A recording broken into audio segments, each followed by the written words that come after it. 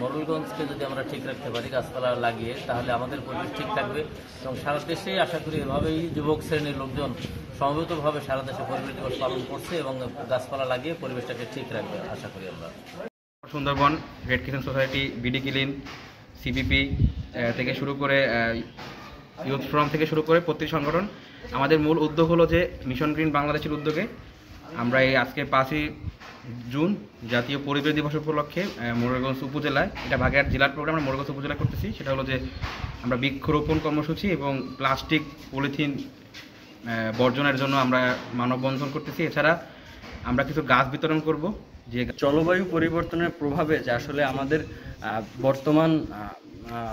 বর্তমান পরিবেশের প্রতি যে ঝুঁকি, এমনকি প্লাস্টিক দূষণে আমাদের যে প্রভাবটা পড়তেছে পরিবেশের উপর, তার থেকে আমাদের মানে এই প্লাস্টিক দূষণের যে ঝুঁকি থেকে আমাদের ঝুঁকি হ্রাসে করণীয় আছে, সেই চিন্তাধারা থেকে আমাদের কিছু কার্যক্রম নিতে হবে। এমনকি উপজেলা প্রশাসন এমনকি প্রশাসনের সহযোগিতা আরও জলবায়ু পরিবর্তনের প্রভাব ব্যাপারে সচেতনমূলক আরও আমরা বার্তা চাই।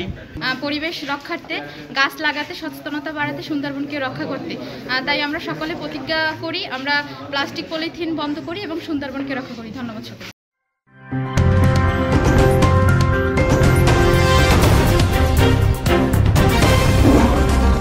Voice of Tiger.